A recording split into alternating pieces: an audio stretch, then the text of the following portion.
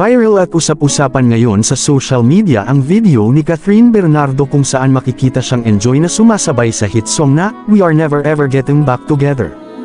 Kuha ito sa ginanap na The Eras Tour concert ng multi-awarded singer-songwriter sa Melbourne, Australia, noong Biyernes, February 16, 2024.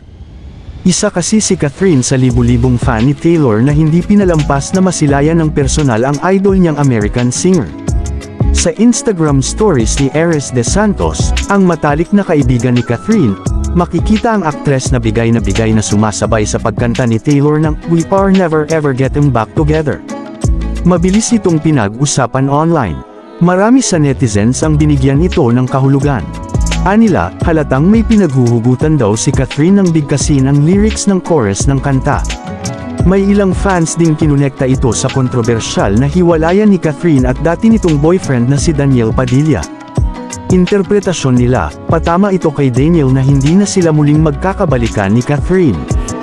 Tweet ng isang netizen, Kathryn Bernardo jamming to We Are Never Ever Getting Back Together is everything. Never ever again daw.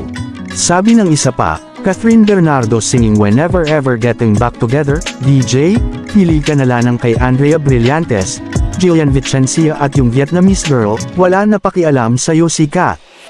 Choice mo mambabae kaya kasalanan mo talaga ang lahat-lahat.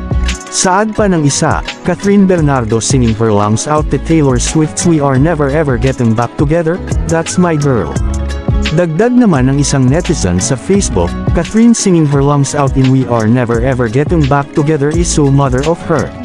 Tama behavior, go girl. Kayo, anong masasabi nyo sa pagkanta ni Kathryn Bernardo na We Never Ever Getting Back Together? Comment nyo lang sa ibaba at atin yang pag-uusapan. At huwag kalimotang mag-subscribe sa aking munting channel at pindutin ang bell button para lagi kang updated sa mga bagong videos na aking i-upload. Maraming salamat po at God bless.